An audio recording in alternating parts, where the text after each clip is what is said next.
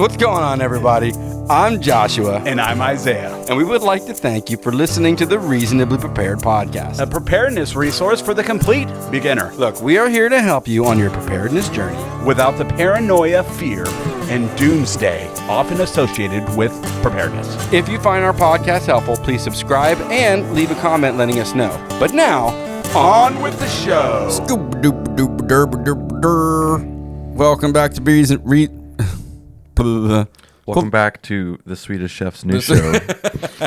Cool thing about podcasts is it's like it just goes and there's no like when we're filming for the channel, I'm like, all right, I gotta stop and do that over again, and we just have to roll with whatever it is silliness I do. Everyone, welcome back to Reasonably Prepared. What is going on? As always, I am Joshua, and typically Isaiah is with me. But today he is unable to make it, and we have a special guest. Today's special guest on today's podcast is going to be drum roll.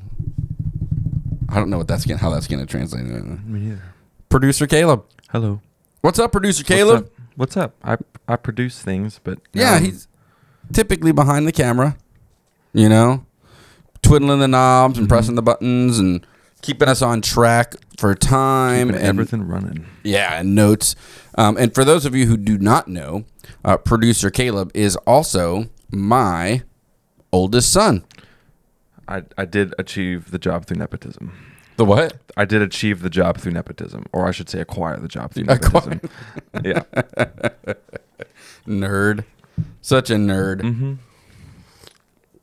Anyway, welcome officially onto this podcast, Producer Caleb. Thank you. I'm glad to be here. I'm realizing now we share an affinity for tumblers. Or Yeah. like whatever those Yeah, are if you're called. watching on YouTube, you can see that we have I've got my rickety, nasty old oil field one, and he's got his stickered up, youthful jovial one. Yeah. Yeah, for sure.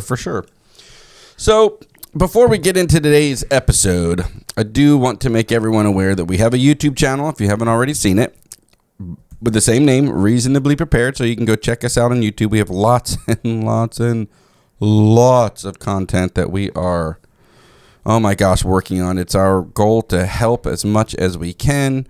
Obviously, in today's day and age, you could go on YouTube and listen to podcasts and people talk about all that's wrong with the world, and you know, go ahead and do that. That's fine, but it's our goal it's our aim and our goal. We want to instead of just giving what's going on in the world, maybe some actionable steps on what you can do about it, as opposed to just what's going on. So that's what we're doing here. You can check out our website. You can go to reasonablyprepared.com. Also click on, is it swag or merch? I can't remember. I think it's merch. I'm going to look it up here right now. But it's on our... check out our merch. Well, we are going to be releasing new merch very, very, very soon. We have it all in the pipeline. It says swag or merch. It is swag. It is swag. I was incorrect. Pings you straight over to Teespring. Look at that. Yep. There you go. Good stuff. And so you can get our Prepared Does Not Equal Paranoid and the Reason Prepared logo and all that kind of stuff. We have, once again, more coming out. So go check that out. And then if you find this podcast useful and helpful, or the channel useful and helpful, just leave comments letting us know. And if there's any information you want, if there's any topic you would like us to cover, let us know. Okay, so Caleb. What's up? Oldest son. What are we talking about? What are we talking about? We're talking about my experience growing up prepared. Growing up prepared. Or even just growing up like as a prepper. Growing up with prepper parents. Yeah, with prepper parents, right. And prepper friends. And yeah, some. Prepper environment. Yeah, prepared. Community. Community, environment. Sure. Yeah. Things have changed as of recently in the last couple of years, but that's true. But the better part of your youth is spent in that environment, for sure. In some form of, certainly when we lived out on property and all that. So we wanted to bring you guys along for the ride today to discuss maybe, I guess our idea was like maybe how, because you're how old now? Let everybody know. I'm 20 years of age. 20 years old. So he's a young man. We're not talking about a 10-year-old here. We're talking about a young man. And he is entering into young man adulthood and life. And so we got to talking about growing up prepared and, what it is, what it isn't, how it affected him as a youth and now a young man, and maybe also how it prepared you, pun intended, for life now, right? Mm-hmm. Obviously, as a parent, it's our job to raise you in a matter with principles and make sure that you're a productive member of society and you know who you are. And obviously, we are Christians and we want to know who you are in Christ and all those sorts of things. But when it comes to just when it comes to preparedness, there's a lot of I won't call them misconceptions, but I'll call them conceptions. I think both. Or both. There's both. There are misconceptions. There are also just conceptions. Yes. And so we wanted to tackle some of those. And he has some points on what growing up prepared is and what growing up prepared isn't. Am I right? Precisely. I was gonna do what it isn't first. Okay, right on. Let's just get it out of the way. Yeah, let's start. In case people only have like 15, 20 minutes, let's get that out of the way. Yeah. What is it not? Well, I know, like, it's super popular, and as we've talked about, as watchers of such classic History Channel shows as Doomsday Bunkers and Doomsday Family. The Doomsday Preppers. Yeah, I actually don't know the name of that show. It's like Doomsday Family or something. I don't know. We used to watch like YouTube highlights and whatever. You know what I mean? Okay, so when we lived out on our property, we've Doomsday never had Preppers. Doomsday. We've never had cable. We never had Netflix. We never had any of those things. But we would watch highlights on YouTube or at friends and family's house or stuff, things of that nature. If we were at Nana and Happy's house or something, or because they liked those or the Walters house. They did have some. Yeah, they had all that gadgetry because they introduced us to good shows like Alone. Which is a spectacular show.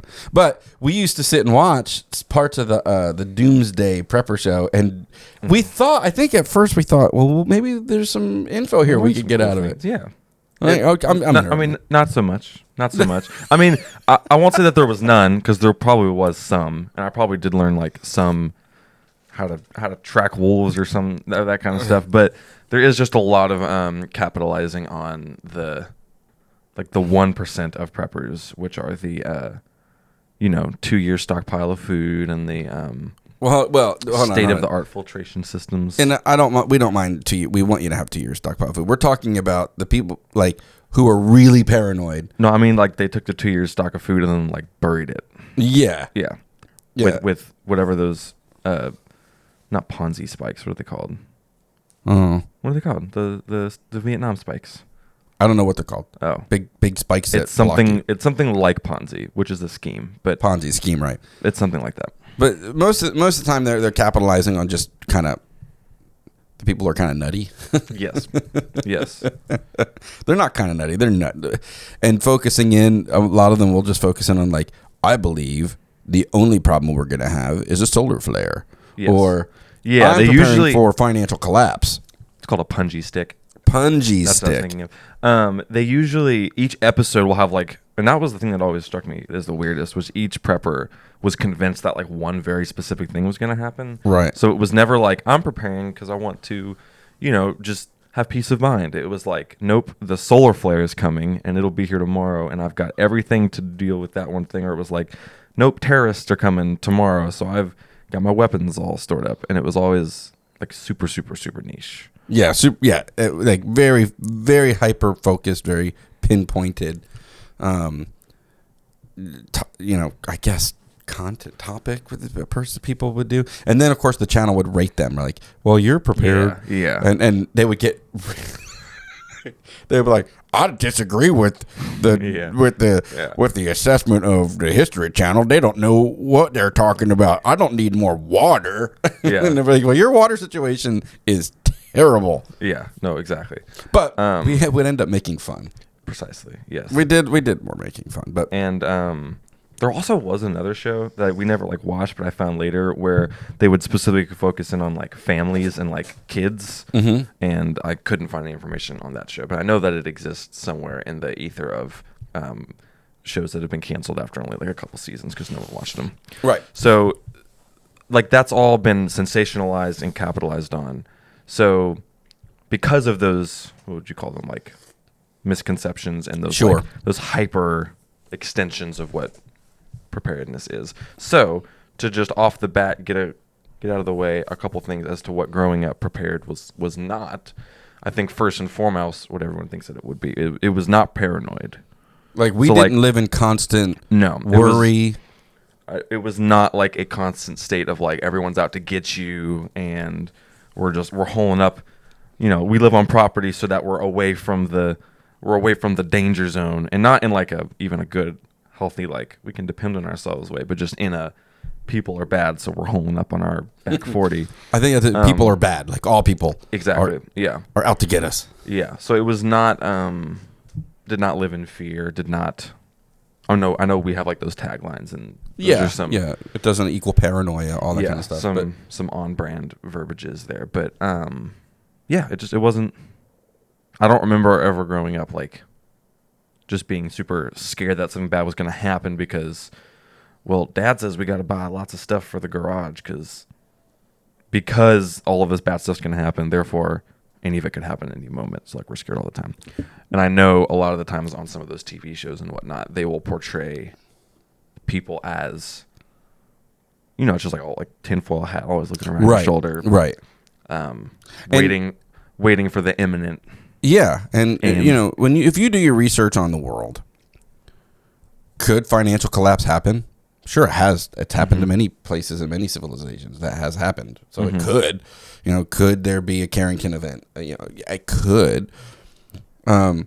We prepared you guys, or you know, you guys grew up in an environment where we were generally prepared, and we would use actual real world, this actually could happen tomorrow to us, so we need to be better prepared, like living in Northern California. Well, I'm gonna get to the actual what it did help with later.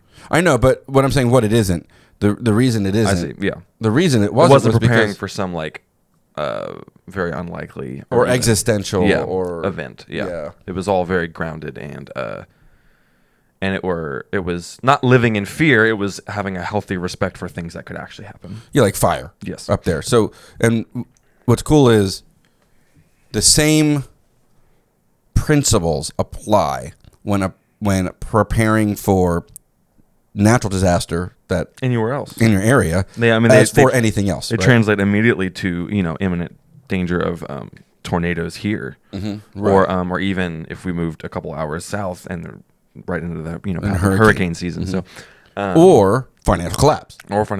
Yeah. So it was not paranoia in the sense of just there's these big events that are going to happen and they're going to, you know, we're all going to die and you should be. Sky is falling. Yeah, the sky is falling. Right. Precisely. It was also not, number two, it was also not like isolationist. It was not, you know, we didn't hole up in a bunker somewhere. It was not, we didn't isolate you guys from the world. Exactly. And that one kind of combines with growing up homeschooled. A lot of people think that you do grow up isolated from the world. And I know that you guys have had an entire podcast about education and you can go listen to that homeschool, and I think Mom addresses kind of some of the main concern. You guys talk about the main concerns of like, you know, we got lots of experience talking to like actual people of all sorts of ages and serving in, you know, helping with small children in church or talking to an elderly gentleman behind the counter at a grocery store or whatever. So it was not isolated in many ways. We serving actually got at the mission. Yeah, we actually got more, you know, what do you call it? More experience just interacting with lots of different people. Yeah, we could go down a laundry list of how it was the exact opposite. I mean, just for you, by the time you were...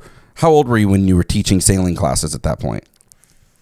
14. So by 14, I mean... Or 15.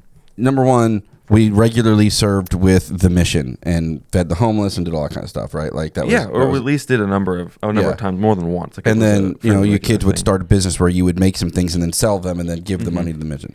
Number 2, you were sailing in regattas and you guys were the youngest skippers on the lake. Made it on the news. Yeah. With hundreds and hundreds and hundreds of other skippers and learning from them and talking with them, and etc. Me being a musician, you were constantly in recording studios and hanging out with other musicians and chilling, venues and whatnot, band venues and all of those things.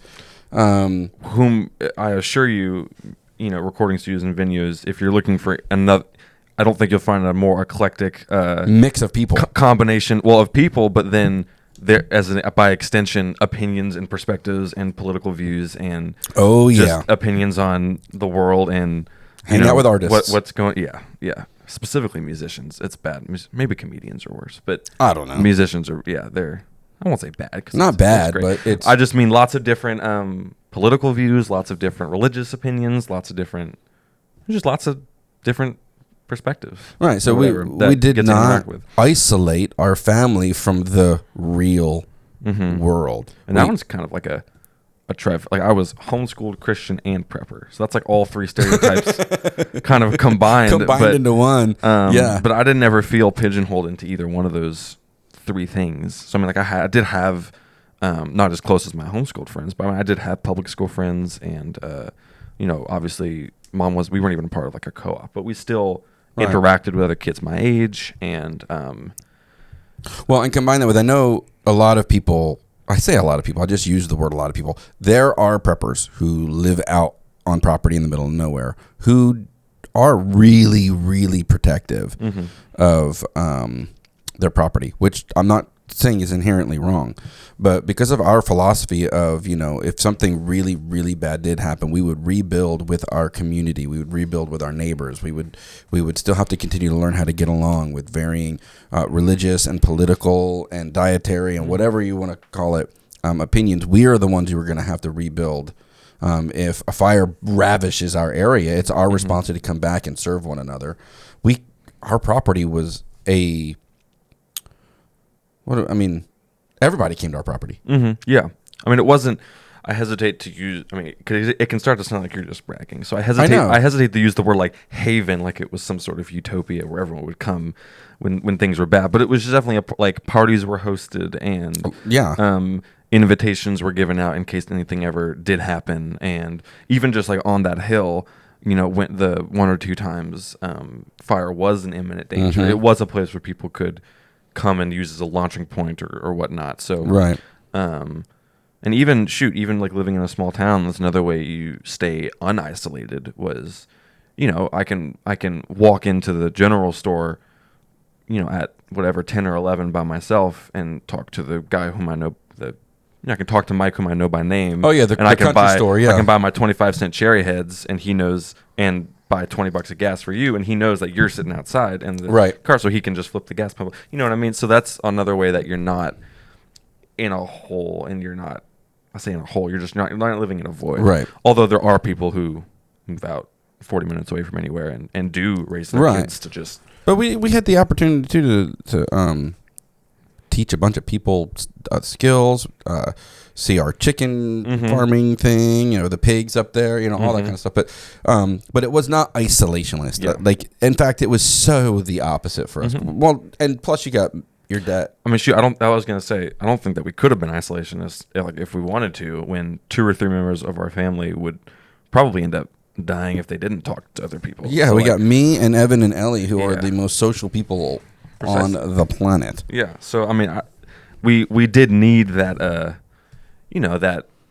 that Sunday meeting at so-and-so's house, and we did need that, constantly at the lake hanging out with friends and inviting people whom we didn't even know to just come eat a hot dog, because why not? So it was definitely not isolationist, and it was definitely not a pigeonholed like experience to grow up preparedness minded.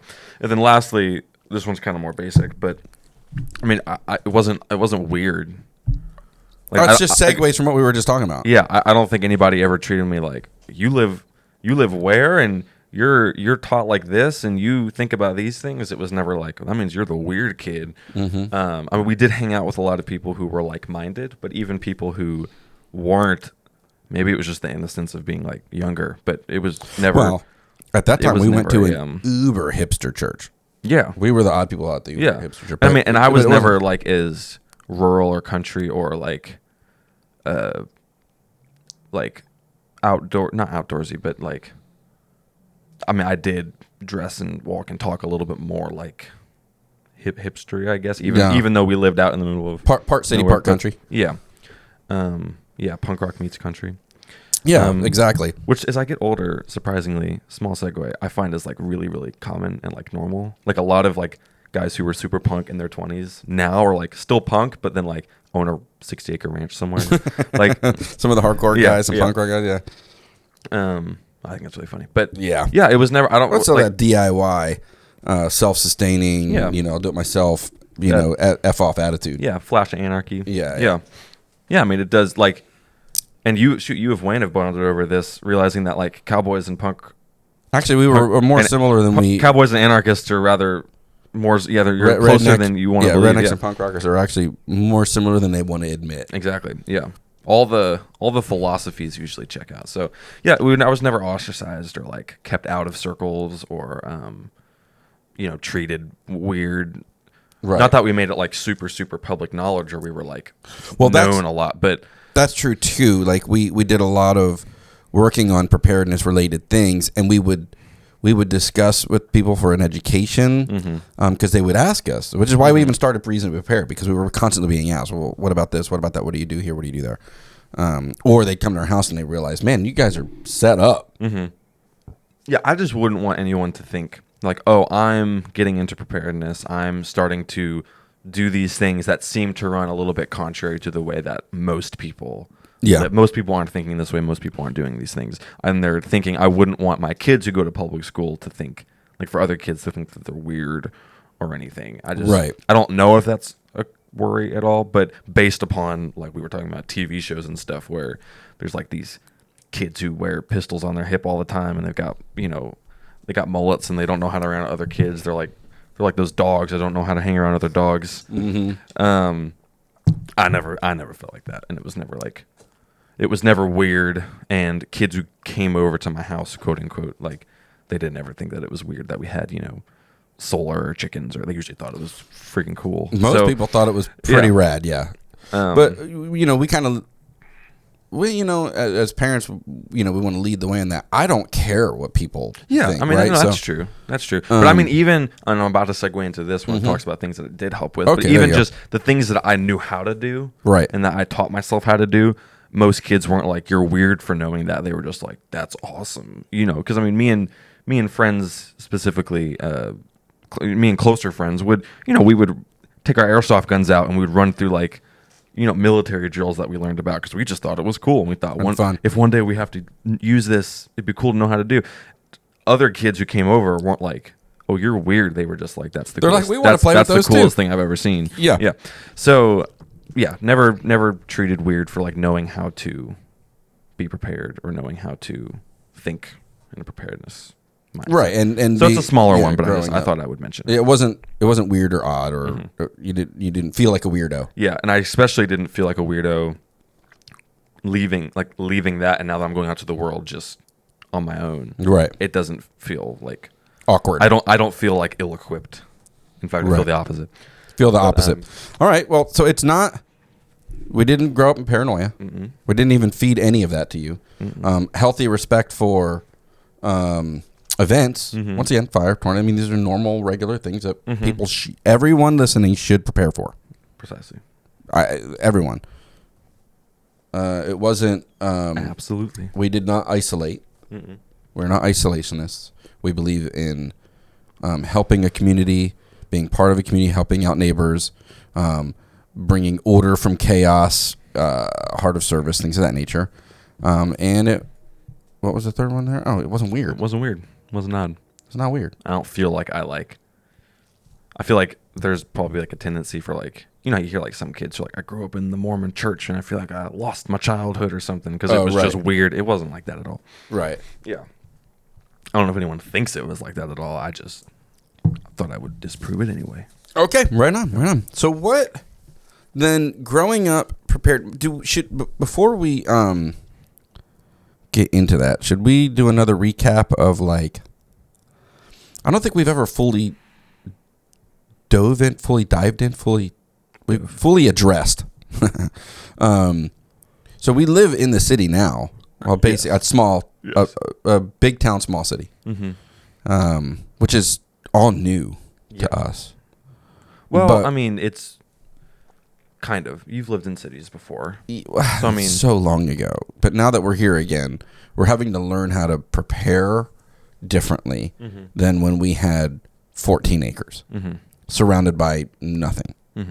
But let's real quick so you can go into what it is and how it has helped you and things. Let's give a quick recap and you can we'll just bounce back and forth of like what we had. We had a house on 14 acres Yes. with a vernal creek. Most of the year the creek ran through. For just under 6 years.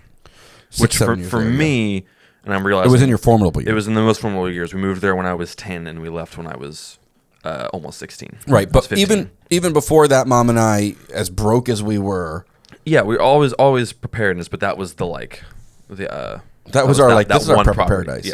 Yeah, exactly. We were buying what we thought would be our last stand, our last oasis. Yeah, Turned out to not be, but so we had our home, 2-car garage, our trucks. Yep. 14 acres. 14 acres. We had access to numerous other acres because of people whom we knew anywhere within a 30-mile drive, i.e. friends who owned so a the cattle ranch. Our other friends had 20 acres, which was less than half a mile from us. And then in between our property and their property, we basically knew all the neighbors, and you kids had free reign. I mean, for the most part, yeah. For the most part, yeah. We could walk freely between our two houses, yeah. Right. On those back roads. On all the back dirt roads. Either ride bikes or when you got a little bit older, take the tractor and the quads and all that kind of stuff. We had to give a rundown. We had a 2,500 gallon rainwater harvest system. We had lots of water stored in the garage. We had our own well that had 1,500 gallons of storage. I put a 1,500 gallon storage tank up there. Well, someone else did. Oh yeah, It just had. Oh no, it was there when we moved in. No, you're correct. Yeah. It was there when we moved in. The house was completely solared, which did frequently run out. Right. Which is why we which is why we had that. Yeah. Solar. 100% solar, battery backup. Never did the battery backup. We did. We did. No. Yeah, and then remember I sold it before we left. Oh, I don't remember that. Yeah, I sold the battery backup part too. I just remember getting a check every year because we used. The power company gave me a check every year. Wasn't a lot, but it was to take the family out or whatever. At one point, we had 50 chickens. Between the two of us, maybe you had. Because you had started a chicken business. Yeah. And at you your were selling. highest, you had almost 30, and I had maybe 15 to 20. So maybe 50 between the two of us. Right. And then you would go into town once or twice a week with Mom and sell eggs to bakeries before California put the kibosh on that. Yes. One goat. For a while. It wasn't a goat. It was a... Was it a ram, like a sheep, technically? I thought it was a goat. a Barbados? It's a Barbados. Oh, Barbados ram. Ram? No, sheep? you might be right. It might be a sheep. You might look that up. We had that. And then once again, kind of affiliated and connected to us, we're friends with that we would raise hogs every year, and we would butcher them ourselves. We had a whole bunch of self-wicking raised garden beds. So we had this and prepared it. And we would go camp, hunt, survivalist. I remember we would play that game all the time. Okay, grab your bag now. We have to. We can only survive outside right now with what's in the bag the way it is. We can't pack it, and we would run out there, try to get fire going in the rain. We had our campsite. We pan for gold. And we did do that a couple of times. I forgot about that. Yeah, and then we had every month or two we would have huge get-togethers, big old parties, New Year's Eve parties. Lots of camping trips. Epic. Lots of camping trips all in that area or on the property because it was so nice to just be able to go out. the way the property was set up, we could go out on the property and we couldn't see any neighbors. We couldn't. There were no roads or nothing. Yeah, it was just there were a couple places where it was shaped just right. Yeah, even though it wasn't a ton of acreage, we had that advantage. Yeah. So it was, once again, it was the way we were setting it up. Our garage was shelved with, rice and beans, and the way we set it up was not we were just storing things in case. Leah and I, his mom and I, our philosophy was, if we're going to do anything, we can use it now and it betters our life now, and if nothing ever happens, it just makes our life better. I think it would be the first time we went from like, oh, well, or at least I would say it was the first time where you guys went from like, oh, we have kids, we know stuff happens, we want to have some backup stuff under a bed somewhere too. We're going to embrace this and try to actually be as self-sustaining as we can. And we're going to try to, even though I had always been interested in it before, it was the first time where you were enabled to the point of mom was able to do all the hippie stuff she'd always wanted to do. And you were able to do all the processing and stuff you always wanted to do. So it was the first time it was actually able, to embrace it. And it was constant work. Yeah. We did constant physical labor, tending to the property and building fences and mending fences and fixing driveways and helping our neighbors fix theirs and all that. Every Saturday. Yeah, it's constant work, So all that to say, that's where I grew up. That's how he grew up, and now we're in the city. We're trying to figure everything out again over the last couple of years. But all that to say, given that it wasn't paranoid, it wasn't all of those things, what was it, and how do you feel that it actually prepared you for young adulthood in life? Oh yeah, with our philosophies on debt and all that kind of stuff, Yeah, let's do it. So first and foremost, growing up in that environment and with that like mindset and thinking like that, first and foremost, it helps me to this day, and it taught me how to just depend on myself as opposed to other people. And I know that might sound rather isolationist, but it's just realizing that the most assured way to do something is if you know how to do it. And so what I mean by that is learning skills and being able to have the backlog of storing things in case the system fails, in case something goes wrong. You don't have to depend on grocery stores. You don't have to depend on anything. You can depend on yourself because you have either stored things up, which you can't create, or you know how to create the things you will need if you can't get them. And I mean that like in just the whole grand swatch, knowing how to work on your own car so that if there's no mechanic, you can make your car run. Learning how to make your own food so that, if there's no restaurants, you can cook your food all of the time. What happens if you can't get ready to eat meals? The amount of kids I knew of growing up who didn't even know how to like make pasta was like a lot, because dinner to them was just putting pizza in the oven or making Kraft macaroni and cheese, which I guess is pasta, but I guess technically, but more microwavable meals and easy bake oven meals. Learning how to or knowing to store things that you cannot grow or create, like flour, like salt, like beans, like rice. Water, knowing how to have backlogs of water or how to store water long term, and learning skills to if you can't get something and you know how to either create it or you have already stored it. I don't know if that comes across as cohesive or not, but it's just. Well, and how did it help you with your say critical thinking skills and things like that in today's day and age? Yeah, no, I mean that was my second point. Oh, sorry. Okay, there you go. So yeah, it's really just it's very practical, and it's just if things fall apart, what you know is what you are now. Like, and how does that enable you to be a benefit to quote unquote the system as opposed to a draw from the system? Well, it just means that you can provide things as opposed to requiring others to either give them to you or even if you're or consume you're able to provide things rather than just consume them. Obviously, you need to consume some things, but the goal is to provide more than you can consume. So I just in all the facets from like food storage, water storage, and knowing to have those things stored up in case you cannot acquire them. Two, just know. I mean, I built this table. So I know that if I need a table, I can make one. Yeah, you welded the things. Yeah, and did the lumber. And, I mean, it doesn't look like super great, but it works as a table. Well, it's got the rough character of a homemade thing. Yeah, but functions great. I love it. It's big enough. It tables really well. It does. It does what a table needs to do. So Exactly. So I know that if I ever couldn't get a table, I could just make a table. So I don't know if that comes off as cohesive enough, but it's really just knowing that in a pinch, in the worst case scenario, I know how to take care of myself.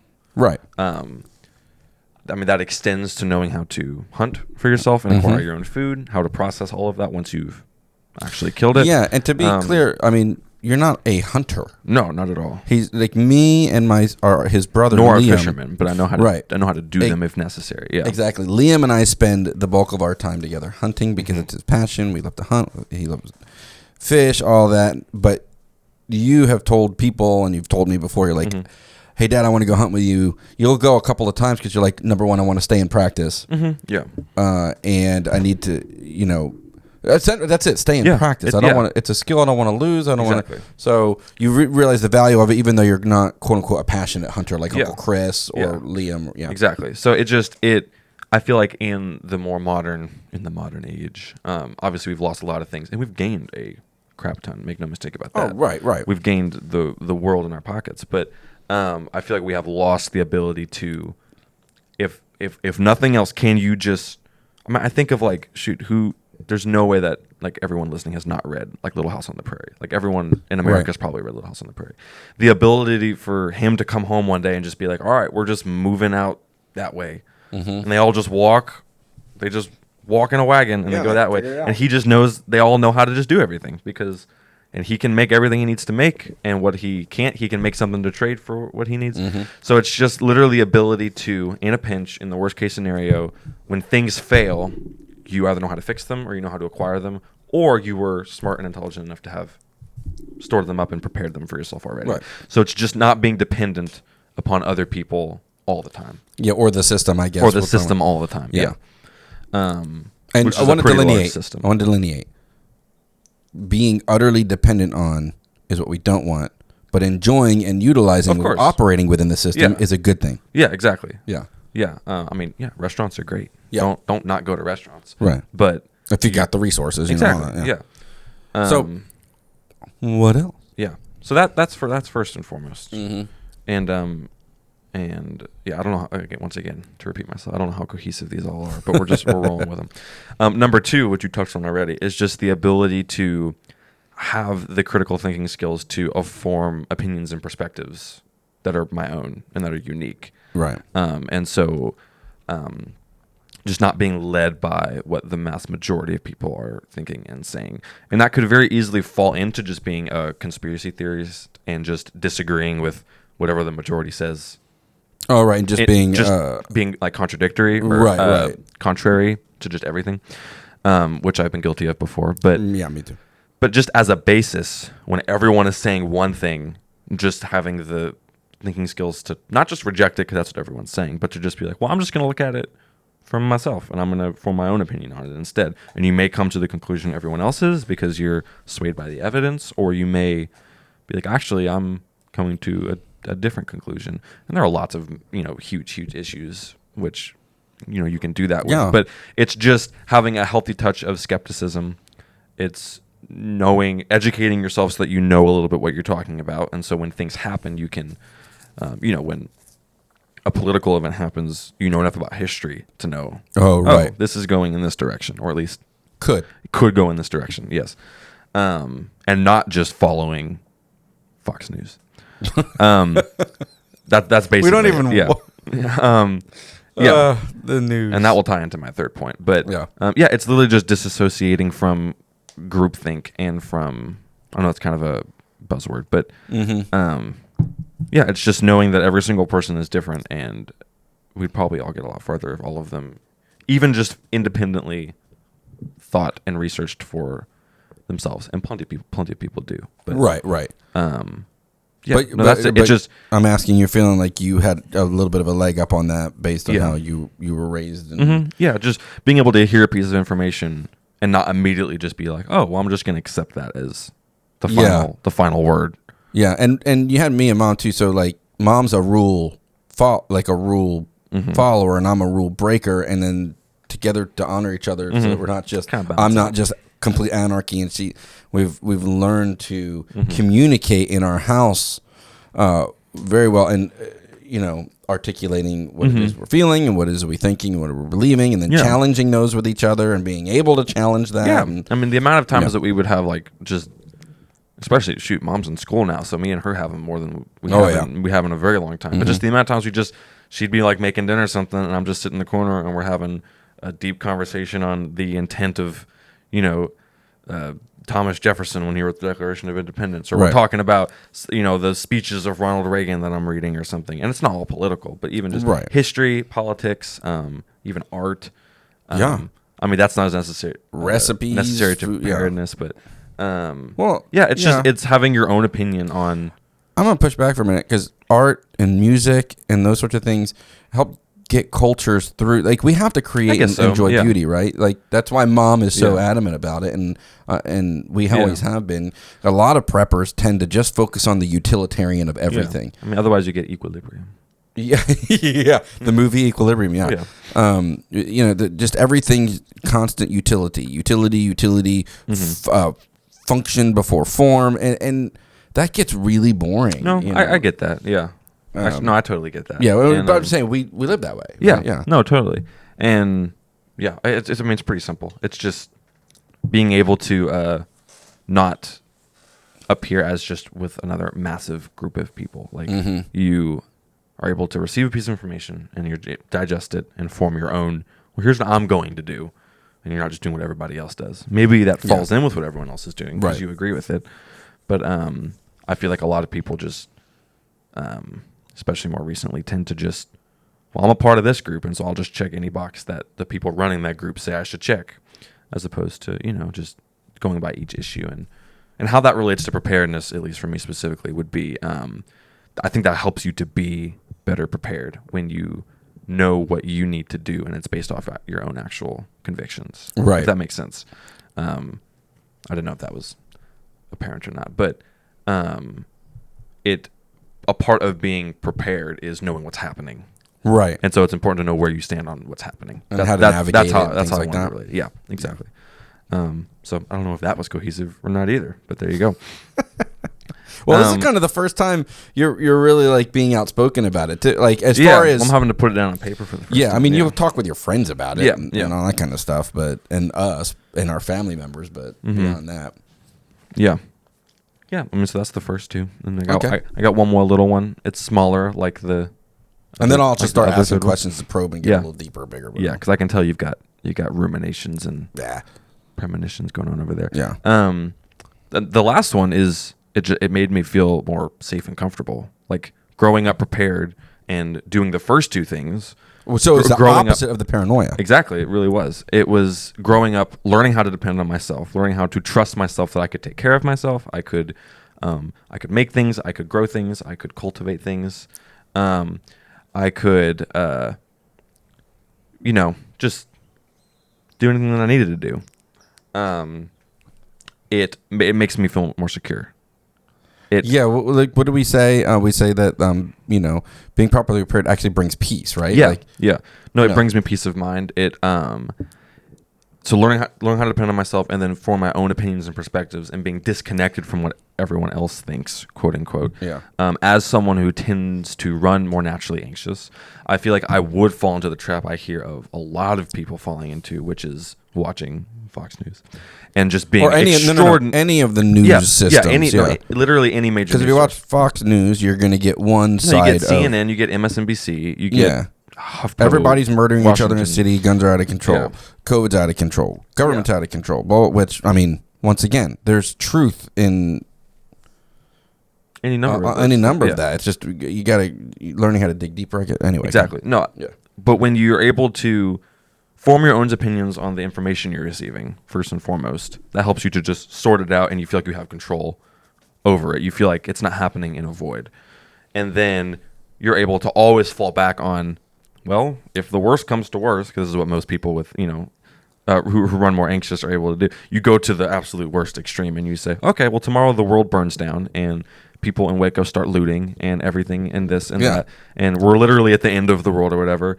I know that I could get in my car, I could fight my way through whatever barricade because I have I've stocked the stuff that I needed to protect myself and to take care of myself. I could just walk off into the woods and I'd be fine. Right. Like, because I've learned how to depend on myself and I know how to form my own perspectives on things. Yeah. If that makes sense. It does. So, Well, here's what I'm hearing. Well, in a weird way, that just makes me feel more secure, though. I'm able to disassociate from a lot of what would be really stressful world events, overwhelming national events, overwhelming events, by not disconnecting from them and like washing my hands and like, oh, well, I'm not, because I mean, we're Americans, we should be involved, but you're able to not become so emotionally wrapped up in them that it just causes you to be stressed out all the time or shut down. So like I know of people who are like, oh, there's conflict in Ukraine for a recent example, and they just walk around consistently stressed out because what if that, how could that impact us, and how is that going to, gas prices are rising here and this and that, and yeah, they those worry poor folks about, over there are dealing with war, and we're no, exactly. You know, well, and what I mean we is don't have the I'm mental able fortitude to go, deal with high gas prices. I'm able, I guess, yeah. But you're able to look at the information, form your own opinion, and then, and then you can take care of yourself. So like, Sure, it doesn't sure. really affect you, and or it affects you, but it doesn't dictate. Yeah, dictate. You're not ruled by it, I guess would be another way to say it. Yeah. So there's where the rubber meets the road, because we've raised you guys on like some basic principles, and those basic principles then become the springboard for, you know, how you're turning into a young man and an adult and moving out on your own. So and it sounds to me like you're talking about one of the things Mom and I talked about on one of our other podcasts, which is mental fortitude, spiritual fortitude, and physical fortitude. You're capable. You feel capable. You feel secure in that. Yeah. You feel able-bodied, able-minded. Your spiritual state is good, and you're secure there. But where the rubber meets the road, you know, there's a lot of people, young folks. What generation are you technically? I don't even know the Generation Z. Z. Wow. Yeah, it's 2 past years. Oh, So well. there's- Because then there's your the X. millennials, and you Yeah. know the stereotype is you don't know how to do anything, you don't know how to think, you're just puppets, you're lazy, you know, all this sorts of stuff. But having preparedness mindsets, the fact that we worked our property, the fact that we work hard at staying and getting out and staying out of debt. How are these prepared you for what you're embarking on now with, you know, say a new relationship with your girlfriend, with you? I mean, you own you own your own vehicle. Yeah. Outright. Yeah. It's a dependable vehicle. You're not in any debt. You have a pretty good sum of money in the bank that you're looking to invest. And so that's what I'm saying. Like, I could say them, but you let me know. Yeah, no. Like, okay, these are specific practical ways now that I'm living. That all of the things we just talked about, it's not paranoid, it's not this, it's secure, blah, blah, blah, but enable me to do what? Well, what's funny is it does enable me in ways that I don't realize until like they actually happen. And what I mean by that is, and you touched on it. You built this table, right? You learned how to weld, you know, all that kind of stuff. Yeah. But yeah. No, I mean, I learned lots of like actual tangible stuff. I think I oftentimes, just because it's like me, I don't even realize that it's something not everyone knows how to do until I see other people struggling with it. And I'm like, wow, like I feel fortunate enough to not even, I mean, the amount of, you know, people my age who are in massive sums of debt, right? Who don't have a dependable vehicle that they paid outright, that they paid cash for.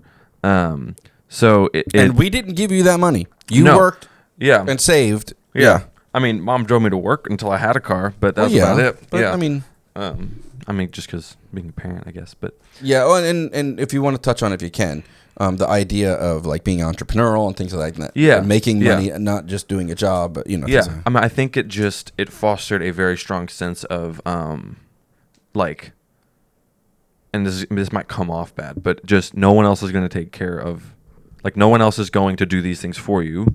So you need to do them for yourself, because there are kids that I know whose parents did pay for their car, or they, did any number of those things. And that's not really how being an adult works. So yeah, like my mom and dad don't buy me cars. I mean, yeah, like at they're trying to take care of themselves in retirement. Yeah, at 45, no one's just buying you cars. So the world doesn't really work like that. So having that, having those philosophies that were passed down of not being in debt, of saving, of taking care of yourself, of being entrepreneurial and working hard. They just kind of set a foundation to be able to. Now I find myself in many areas further along than peers. Than peers, my peers, yeah. And at least in some of those areas. I mean, there are other areas in which I'm sure there, I don't play video games, so I'm pretty bad at those, but so I'm sure that they would smoke me. We never had them, yeah. But yeah, I mean, I so many times, even doing like, what do you call like the latter half of growing up? I feel like there's like that last stretch where you're still technically like a kid, and I'm still figuring it out. Bud. Okay, fair enough. Seriously, 40. What is 40? No, I'm 46. You're 46. Yes. I feel like every single time you tell I me know, how old and you are, it's older. I know. And no, it never guesses on the age. But yeah, 46. You're 20. 20.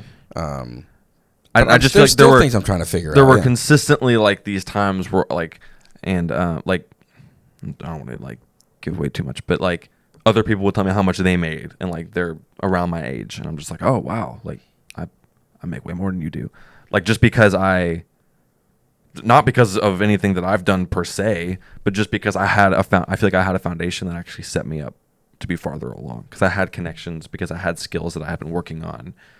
I didn't spend ages 12 through 16 playing video games in my basement, or just hanging out with friends on the weekend. I did hang out with friends, but we made movies and we wrote and we did all that kind of stuff, and I learned skills that then got me a job that was able to pay me more. You've been working to some degree. Like, okay, you got paid pretty good for a 14-year-old to teach younger kids how to sail. Yeah, it was part-time, but yeah. I got taught to teach people how to sail. I mean, I had like I feel like every kid has a landscape business, so I did that for a little while. Oh yeah, for 2 summers in a row. And landscaping for all the neighbors. 2 summers in a row for neighbors. I'm trying to remember. I think I had one more. I mean, eggs. I started a couple of those kind and quite frankly, breeding chickens. Buying the breeding chickens. Doing poultry. It was a poultry company. And then once again, California shut us down. They did indeed, but it set me up. I feel like I was always. I feel like I always come back to it's depending on yourself, not in like a narcissistic, selfish way. It's literally just being able to rely on. Or let's say that like maybe I need to phrase yes, you're depending on yourself, but it made you more capable. Yeah, and it mentally, physically capable. Yeah, and it set me up to be able to, when I had something that I wanted, I knew that I could go get it, even if it took a little while. And I'm still in that position, even when. Blows come to finances because of unforeseen circumstances or something, like paying taxes. I know that I have the money there to do that, and that no problem. I'm able to do X, Y, Z, nose to the grindstone for a little bit, and that money will immediately be back. Mm-hmm. Or I need this thing. Well, I know that I can I can achieve it. Or like real practical, apart from money and apart from that kind of stuff, like. That like it's an older, your vehicle's 2002, 2003. One, yeah. Anyway, but it's set up right now. You could just drive it. Yeah. Like into the woods. Yeah. It's two-wheel drive, but yeah. No, what I'm getting at is you could take it on a trip and you're like, if it breaks down, I have a general idea of how to fix it, and there's tools in there, Yeah. It's. I mean, shoot, it's set up in the way where if right now I needed to live in it, I could. Which I think is kind of what you're saying. Yeah, like I could just drive off up and into that, or there's some food in there, and there's your tools are in there, and you can change your tire, and you can change the oil, and all that kind of stuff. Basic stuff, yeah. Yeah. So it literally is just that. It's just having a foundation to that. In a lot of ways I can't even articulate because I don't know them until it's like staring you in the face, and I'm looking at another kid my age going like, you don't know how to? Oh, like.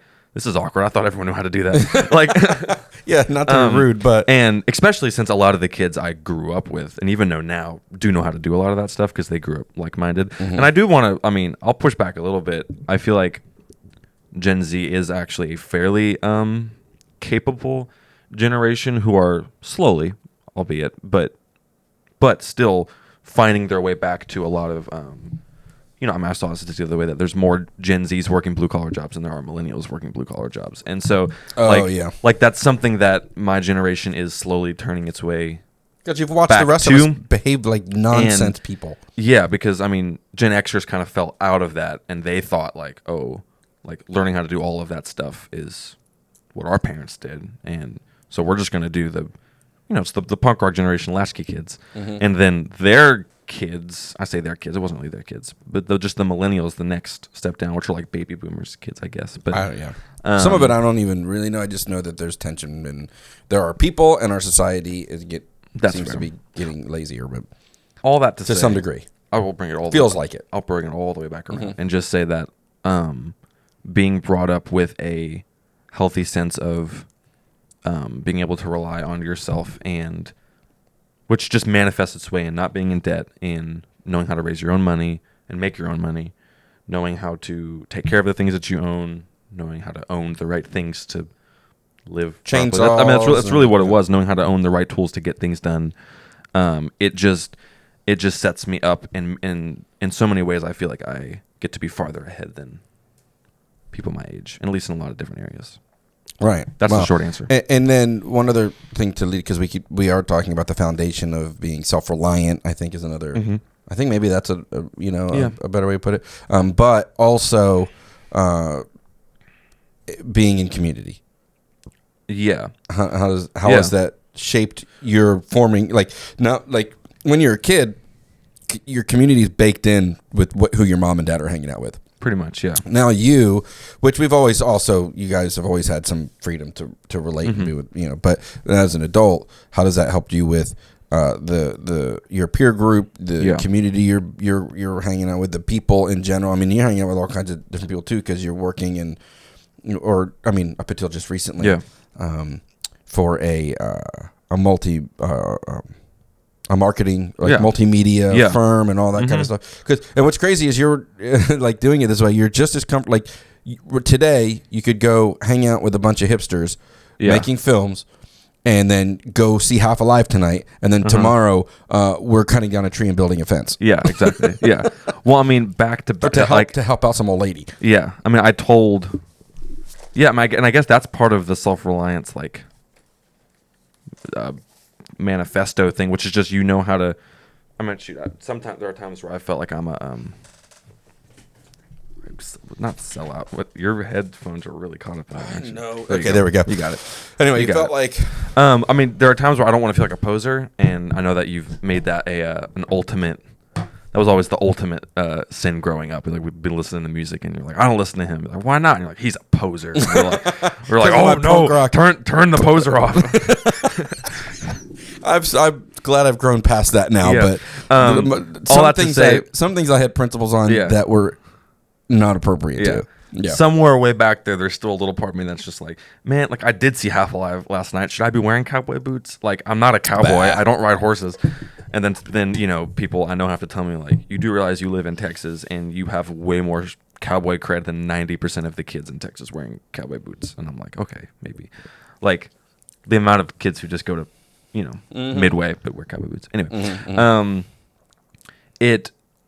that's an interesting, like, you're being self-reliant, but then you need the community, and I did grow up that way. Like, you need the community. It's not optional. There was some tension. I'm interrupting. There's some tension in, like, you keep saying, like, I don't want to sound arrogant. I want to sound blah blah blah. Yeah. And we don't want to sound narcissistic, which is true, because it is important to self-reflect and self-look and say, what am I good at? What am I bad at? What have I learned? What do I not know? Right now, we're just trying to go over growing and prepared, and how it is beneficial and helpful and not paranoid. But ultimately, Mom and I believe in strong communities and loving one another and loving our neighbors. So how has it also affected you in that regard? I think it's just like it bakes in the importance of that. Like, that community is necessary. It isn't. It's important to achieving an end, and the end is just like living your mental, your spiritual, and your physical fortitude. Your community should help grow that, right? And it should help enhance it, and it should help, fulfill it. And you're a part of that in contributing to other people's fulfillment. And so, because it helps now as tribe, but I guess it's just I'm able to hang out with people and choose people I want to hang out with who are going to help. Either grow those physical skills, like learning how to do things because they know how to do something I don't, and then we can help each other learn things. We're able to talk about how we're, feels and feelings and emotions, and we're able to work through stuff and be as emotionally and spiritually competent as we can at that point. Mm-hmm. And anything in that ballpark, just being using that community to have it's able to invest in you, and you're able to invest in it, and it just kind of creates like it's like cyclical in that way. It's cyclical growth. And a symbiont. And if performed right, everyone is elevated over time. So it's definitely having that community growing up has been able to help me choose that community for myself more carefully, which ties into your own thoughts and perspectives, and and not just blindly following whomever seems cool. But you're able to be like, no, that's not something I want to hang out with, that, like someone who does that or whatever. And do you feel like it gives you more bigger opportunity to we've been talking about self-sufficient but it does, being secure in that, does that enable you to actually be able to serve better outside of yourself? Old lady whose tree is falling, or whatever. Absolutely. Well, having those skills, both the physical skills and the spiritual skills and the mental skills, which I guess is kind of like the trinity that we're ending up focusing on. Right. I get to serve people in all kinds of ways. So, I mean, from talking to, it hasn't got off the ground yet, but from talking to people at church about wanting to start something where, every other Saturday, there's so many old people who go to our church. Right. There's no way they don't need help mowing, having their tree cut down or their lawns mowed, or just pictures hung on the wall because you're 80 and you can't do it yourself anymore. Like, there's no way that they don't need that kind of help, and I know how to do it, and I have friends who know how to do other things that I don't know how to do. So we can all get together and serve people in that physical way, or friends who are like, man, I'm having a rough time right now. Can we just talk? Well, great. I've got the emotional and spiritual fortitude to be able to let's work through whatever this is, and they can do the same for me in return. So it does remind me of the original question. Actually, because now I kind of how being secure in who you are, and self-reliant, and understanding that as a foundation. How does that enable you to go out and serve and help? Because the truth is, if we don't even know who we are, how are we supposed to help other people? No, that's perfect. And I can think of so many examples just off the top of my head, from dead tree in Mimi and Papa's yard that needs cut down to, like you said, tree cut down to, or at the campgrounds, or they need some work taken care of out there. So that's physical work. To another great one, which we've touched on before, is because I have the surplus, because I store up money and actual physical things. I'm able to help others in that way, not like a work way or even an emotional way, but in the I'm having a rough time, I'm able to buy people dinner if I want to, or get them a bless people with nice presents for their birthday. I don't know. That's kind of a simple example, but it's just that you have enough so you can serve other people that way, I guess. Too. Right. Yeah. Right.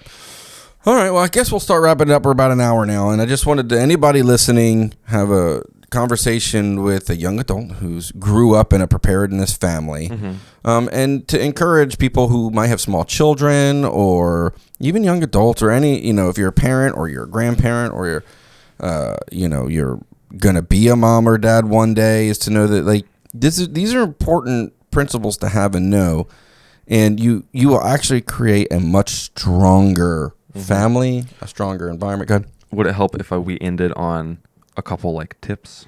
Sure, go ahead. Recommendations. Please do. You might need to help me with this, because I'm flying by the seat of my pants, and that's more your domain. But no, just to throw some. What would you like? Some. Well, here's one thing I can say that Mom and I have one actionable step, and it's a bit abstract, but we put emphasis on relationship before anything else. Right. So building strong relationship with your children and your community, specifically, my relationship with my God, my relationship with my wife, my relationship with my kids are the three most important, and I need to be cultivating them constantly and working on them. If those are a good foundation, then we're able to do other things. You go ahead and start talking. That's number one, and you're the byproduct of that, right? Yeah, I suppose so, or the fruit of that. Yeah. how about being able to bring, you can speak to this, being able to bring order from chaos or peace during stressful situations because we're already prepared. Yeah. I think that ties perfectly into, I was going to say, don't shelter and like, don't treat like, oh, like me and my wife or me and my husband, like we're, if you have kids, we're doing this preparedness stuff. And the kids are just like, if something happens, we'll just give them like some toys and they'll just play. And like we're the parents and we're the adults, so we should just take care of 100%. Of course, you're the adults and you're the authority, and you should be running things. But I think to most effectively bring that order from chaos, you can like I guess shield them, but do it at age appropriate. Not shield them at age appropriate. They should be informed at age appropriate levels, right. Of course, which I think is individualistic. But the point is just that in order to bring the most order from the chaos, your kids are going to have to somewhat know what the chaos is in some facet, even if it's just that chaos is happening, or could happen, and that we are working to prevent that chaos. Yeah, we had systems in place in case of fire. Yeah. And you guys knew what to do, and you knew fire was dangerous. Exactly. Well, I mean, and what good does an evacuation plan for your house do if your kids have no idea what the evacuation plan is? Are you just going to like shepherd your children through the house while it's burning down? Like that doesn't really work. So your kids have to know, like I said, age appropriate information levels, of course, but that with their maturity levels and things like that. That this house could burn down, and that if it does, it's not a fear like, oh, so walk around afraid that the house will burn down all the time. It's that you get the security and the peace of knowing that if it does start burning down, I know exactly what to do because I've been walked through. I get to walk down the hallway and I turn right and I go out that door. Like, yeah. And I feel personally, especially as someone now coming out of that, the child stage, that actually will bring more. Especially since it's the oldest, and just as a introverted and very I know type A, what do they say type A is, like the headstrong, whatever the other one is. Type B. Mama knows that stuff. It brings me more peace just to know what is going on. Right. And I don't even have to be in control of it. I know what's going on, and that makes me feel like I'm in control don't keep your kids in the dark. Exactly. So raise them and once again, this is hopefully anybody who knows anything about finances, you have an emergency fund. You have you do wise things with your money. You don't just spend more than you make. Similarly to that, which is a basic knowledge, or is a matter of fact knowledge. We keep these backpacks here and food here so that we can evacuate in the event of fire or a hurricane or a tornado or whatever it is. Yeah. So don't. I feel that's it. To most effectively bring order from chaos, your family should be in order when the chaos strikes. You have somewhat of a knowledge of what to do. Plus, that ties into just physical things in that, like, why would you you have more hands and able bodies, even if they're very young, to help. Today we're going to the grocery store and we're buying a bunch of extra food for this or whatever. You have people to help you do that. So they can be let in on the here's why we're buying this on stuff, the process, why we're doing this stuff, and then also they just get to be a part of it, and you can turn it into a fun thing. It doesn't have to be this like scary thing. No, make it fun. The same thing. I mean, we turn it into a bonding moment. We didn't do video games. We did family board games and bonfires and concerts. We did that instead of video games and TV and Netflix. We watch movies, but yeah. And I'd say another thing is to teach your children how to live without. Oh yeah, how to create, how to make, and how to live without. Once again, there's a lot we lived without. Number one, because of our financial situation, but number two, because just it's less important than people make it out to be. We never had cable TV, Netflix, any of those things. Video. I mean, I guess there was the Wii, but it was so limited in use. Yeah, because it wasn't that we just made the rule you're not allowed to do this. That's bad. We offered more fun, other things to do. We offered other things to do, way more fun, and were better alternatives to it. Well, what do they say that were in real life? When you know a good thing, you don't even want the bad thing. That's a pretty common aphorism, I guess. So the point just being like, yeah, we liked video games and they were fun, but I never wanted to do them more than I never wanted to do them more than playing on the 14 acres at my disposal. Like, it was fun and I wanted to do it, but sometimes, if it was ever like, no, we're not doing that today. Okay. And I just go and do something else. It was never this like meltdown of, but that's the only thing I ever want to do ever. So, there's no addiction there. Yeah. Yeah. Well, and it definitely helps to, like you said, living without, those are like pretty big ones, video games, cable TV, junk food, whatever else. Junk food. Yeah. We didn't eat a lot of junk food, but, shoot, even as you get older, and I kind of did this myself sometimes. Some of it's optional, some of it's not. But just like, what is it like to not eat a meal? Right. Or more specifically, as well, which you guys do now. I'm not saying starve your children. No. Don't starve your children. But here, that I'll say that's more like as a grown up you go through the intermittent fasting. But like Liam, you, your girl Kerwin, Evan next, you guys. We have them physically do things for the family, whether it's obviously there's chores, we mow the lawn, we fixing things around the house, but more specifically, Liam is about to turn 16. Once a week, he cooks dinner for the entire family. Mm-hmm. He knows where all the ingredients are. He picks the meal. He tells us to shop for those ingredients, and he makes dinner for the entire family and learns how to serve and do that. You do that. Kerwin does that. And that's preparedness. Yeah, that's preparedness. Yeah, that's where the rubber meets the road. Preparedness, being able and capable of doing that. Yeah. So anyway, that's pretty much it. Hopefully this helps, and just to get some clarity on, it doesn't have to be strange, doesn't have to be weird. Great fruit can come from being preparedness minded and implementing those house rules, even in small levels. I'm not dead yet. And you're not dead yet, but we'll all die one day. That's true. I promise. Studies do show that 100% of people who drink water do die. Yeah, or breathe air. Yeah, so we do recommend ceasing both those activities immediately. 100% of people who can and cannot see. Yeah, that's pretty scary. Makes you think. That one right there is the more. That's the big one for me. Yeah, because I see. Cannot see. I see. So that's a big deal. Yeah. And then when I close my eyes, I can't see. And cannot hear. Yeah, that's sobering. Will die. Yeah. We just ended it on death. Yeah, there we go. But comedically. Yeah. It's a dark comedy. Yeah. All right. Blessings to everybody. Once again, comment below, all the formalities, blah, blah, blah. Hope this helps. And remember, just because you're prepared does not mean that you are paranoid. Booyah. All right, bye.